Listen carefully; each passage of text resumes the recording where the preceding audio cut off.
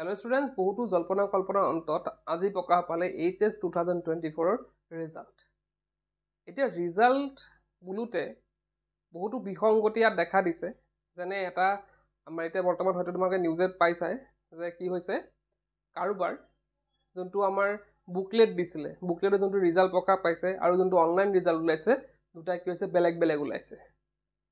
আৰু এফালে বহুতে নম্বৰক লৈ ছেটিছফাইড নহয়, বহুতে সেইটো কৈছে যে মই ইমান নম্বৰ পাব লাগিছিল, ইমানহে পালোঁ মাত্ৰ।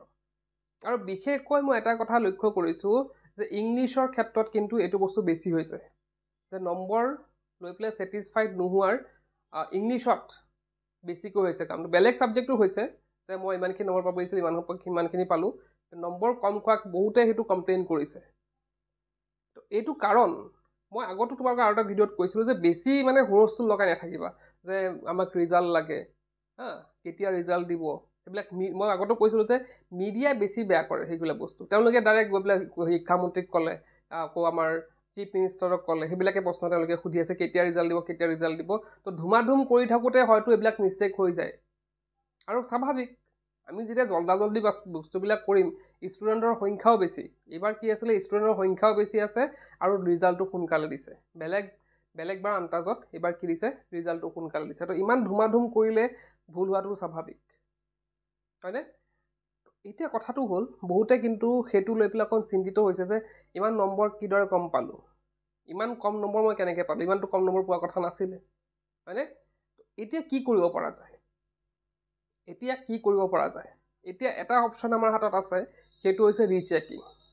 সেইটোৱে লাষ্ট অপশ্যন আৰু আমাৰ হাতত, ৰিচেকিং। এতিয়া ৰিচেকিং প্ৰচেছটো ষ্টাৰ্ট হ'ব 3 দিন পিছত, আজিৰ পৰা 3 দিন পিছত। আজি এদিন গ'লে কাইলৈ আৰু পৰহি পিছতে কি হ'ব, ৰিচেকিঙৰ পৰ্টেলটো খুলি দিব।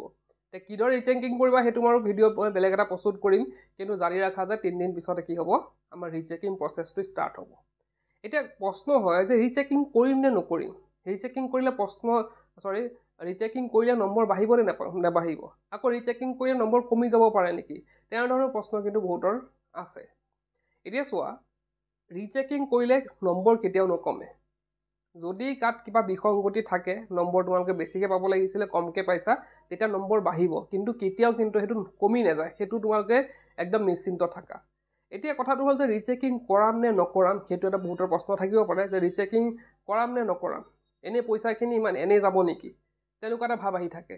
কিন্তু মই HSLCৰ ক্ষেত্ৰত, HSLC ৰিচেকিঙৰ ক্ষেত্ৰত মই এটা কথা কৈছিলোঁ যে HSLC মাৰ্কছে কোনো ধৰণৰ প্ৰভাৱ নেপেলায়। গতিকে HSLC তোমালোকে ৰিচেকিং কৰিলেও কৰাব পাৰা, নকৰিলেও, মানে যদি কনফিডেঞ্চ থাকা তেতিয়াহ'লে ৰিচেকিং কৰাবা, নহ'লে নকৰালেও চলিব। কিন্তু মই HSৰ ক্ষেত্ৰত সেইটো এডভাইচ নিদিওঁ। মই HSৰ ক্ষেত্ৰত এডভাইচ দিম যে তোমালোকে যদিহে ভাবিছা যে নম্বৰ বাঢ়িব, ৰিচেকিং কৰা। কাৰণ HSৰ মাৰ্কশ্বিটখনে বহুত ভেলু ৰাখে। বহুতো ক্ষেত্ৰত আমাৰ HSৰ মাৰ্কশ্বিটখন চোৱা হয়, বহুতো চাকৰিৰ ক্ষেত্ৰত, ক'ৰবাত এটা তোমাৰ প্ৰাইভেট ক'ৰবাত কৰিব গ'লেও তোমালোকৰ মাৰ্কশ্বিটখন, HSৰ মাৰ্কশ্বিটখন চাব। গতিকে তাত নম্বৰ পোৱাটো বা এখন ভাল মাৰ্কশ্বিট পোৱাটো সকলোৰে কাম্য, বা সকলোৱে সেইটো বিচাৰে। গতিকে যদিহে তোমালোকে ডাউট আছে যে মই এইটো নম্বৰ বেছিকৈ পাব লাগিছে, তেতিয়া তোমালোকে ৰিচেকিং কৰা। কাৰণ হয়তো কেইটামান পইচা যাব, কিন্তু এটা ছেটিছফেকশ্যন থাকিব তোমালোকৰ মনত যে মই ৰিচেকিং কৰাই পেলাই, মানে হয় ধৰা যেতিয়া ৰিচেকিং নকৰিলা, হয়নে, পিছৰ অৱস্থাত তোমালোকে ভাবি থাকিবা যে মই হয়তো ৰিচেকিং কৰাৰ নম্বৰ বাঢ়িলে হয়, মইতো পাম ভাবিছিলোঁ 70, কিন্তু পাইছোঁ মই 50। তো এনেধৰণৰ নম্বৰ যদি গেপ আছে আৰু তোমালোকে কনফিডেঞ্চ যদি আছে, তেতিয়া ৰিচেকিং কৰি দিয়া। 2 পইচা খৰচ হ'ব, কিন্তু তুমি ছেটিছফাইড থাকিবা, গোটেই জীৱন তোমালোকে ছেটিছফাইড থাকিবা। তো ৰিচেকিং প্ৰচেছটো যেতিয়া ষ্টাৰ্ট হ'ব মই কৈ দিম, আৰু কিদৰে কৰিব লাগিব সেইখিনিও কৈ দিম। এতিয়া কিমান টকা লাগে সেইটো মই এতিয়ালৈকে কনফাৰ্ম হোৱা নাই, হয়তো তোমালোকৰ যোনখন লিষ্ট ওলাব, মানে যোনখন ন'টিচ ওলাব, তাত হয়তো মেনশ্যন থাকিব যে কিমানকৈ পে' কৰিব লাগিব। আৰু এটা প্ৰশ্ন বহুতৰ আছিল যে আমাৰ HSৰ কিবা বেটাৰমেণ্ট অপশ্যন থাকে নেকি? HSLC আমি দেখোঁ যে 2-3 মাহ পিছত আৰু এটা কম্পাৰ্টমেণ্টেল এক্সাম হয়, কিন্তু HSৰ ক্ষেত্ৰত তেনেকুৱা এক্সাম হয় নেকি বহুতে প্ৰশ্ন সুধি আছিলে। HSৰ ক্ষেত্ৰত কিন্তু কম্পাৰ্টমেণ্টেল এক্সামৰ ব্যৱস্থা নাই, থাকিব লাগিছিল একচুৱেলি, কিন্তু নাই। HSৰ সকলে কি কৰিব লাগিব, যদি বেটাৰমেণ্ট দিব ইচ্ছা আছে, তেওঁলোকে পিছৰ বছৰ যেতিয়া HS হয় তেতিয়া তেওঁলোকে দিব পাৰিব, বেটাৰমেণ্ট এক্সামটো তেতিয়া দিব পাৰিব। সেইটো তোমালোকে কলেজ গৈ পেলাই কলেজ কৰিব নালাগে, তোমালোকে প্ৰাইভেটলিও দিব পাৰিব, খালি ফৰ্ম ফিল আপৰ আগত ফৰ্ম ফিল আপ কৰি ল'লেই হ'ল, ফৰ্ম ফিল আপ কলেজত গ'লেও তোমালোকৰ সেইখিনি ইনফৰ্মেশ্যন পাই যাবা যে কিদৰে আমি বেটাৰমেণ্ট দিব পাৰোঁ হয়নে যদিহে তোমালোকৰ নম্বৰ কম লাগি আছে যে আৰু কম পাব লাগিছিল তেনে বেটাৰমেণ্টটো এটা অপশ্যন থাকিব পাৰে তোমালোকৰ হাতত এইখিনি আছিল আজিৰ ভিডিঅ'টোত তো তোমালোকৰ ৰিজাল্ট লৈ পেলাই তোমালোকে ছেটিছফাইড হ'লে নহয় কমেণ্ট বক্সত জনাব নাপাহৰিবা আজিৰ ভিডিঅ'তে কৰিলে কি ৱাচিং কেলা